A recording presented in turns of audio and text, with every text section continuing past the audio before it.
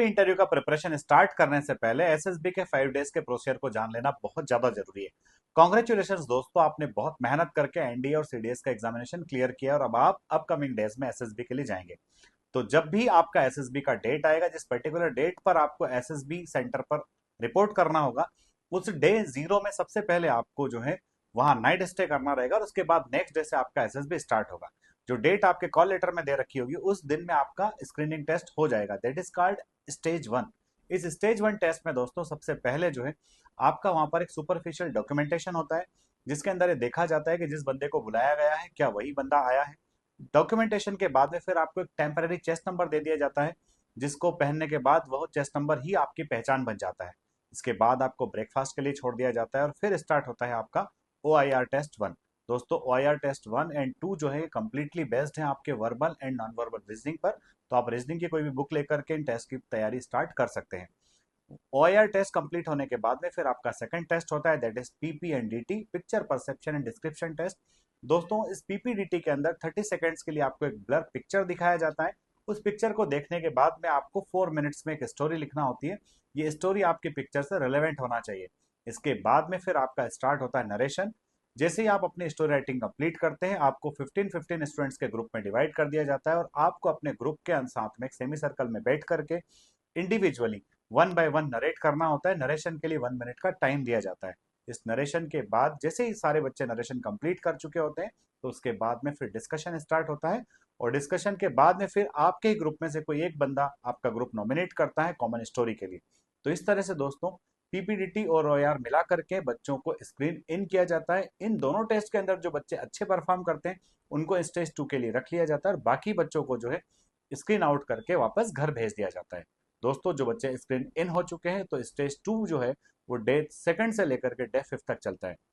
Day second में सबसे पहले आपका साइकोलॉजी टेस्ट होता है। साइकोलॉजी टेस्ट जो है 4 पार्ट्स में डिवाइडेड होता है। इसमें फर्स्ट टेस्ट जो होता है थीमेटिक अपरसेप्शन टेस्ट, जिसमें आपको 11 पिक्चर्स दिखाई जाती है और 12 स्लाइड्स जो है वो ब्लैंक होती है और आपको इन 11+1 को मिला करके टोटल 12 स्टोरीज लिखना होती है। इन 12 स्टोरीज के बेसिस पर आपका पर्सनालिटी टेस्ट किया जाता है। इसके बाद में फिर आपका वर्ड एसोसिएशन टेस्ट स्टार्ट होता है। वर्ड एसोसिएशन टेस्ट में आपको 60 वर्ड्स दिखाए जाते हैं। हर एक वर्ड 15 सेकंड्स के लिए आता है। 15 सेकंड में ही आपको उस वर्ड को देखना होता है और उसके उस वर्ड से रिलेटेड रिस्पॉन्स आपको लिखना होता है।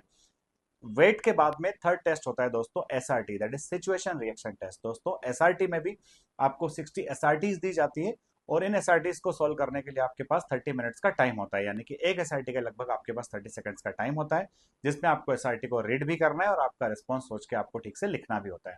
SRT कंप्लीट होने के बाद में फिर फोर्थ टेस्ट होता है self description test, that is SDT। इस टेस्ट का मतलब होता है कि भाई आपको अपने बारे में लिखना है कि आपके पेरेंट्स, आपके फ्रेंड्स, आपके टीचर्स और आप खुद अपने बारे में क्या सोचते हैं और साथ में आप फ्यूचर में क्या बनना चाहते हो। दोस्तों साइकोलॉजी टेस्ट डे 2 में कंप्लीट हो जाता है।